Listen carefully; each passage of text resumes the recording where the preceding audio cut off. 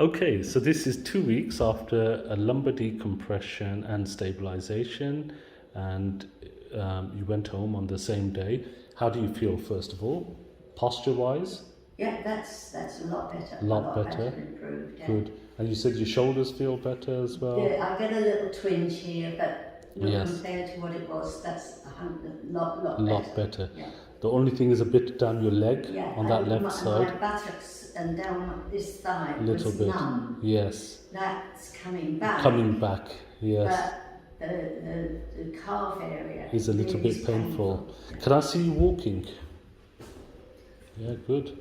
And I've been Fantastic. compensated Yeah. by almost And then limping the other on it. way? Yeah, and okay, and that's good. So yeah, we got definitely a good posture, and the wound has healed up very nicely. This is only 2 weeks after the operation.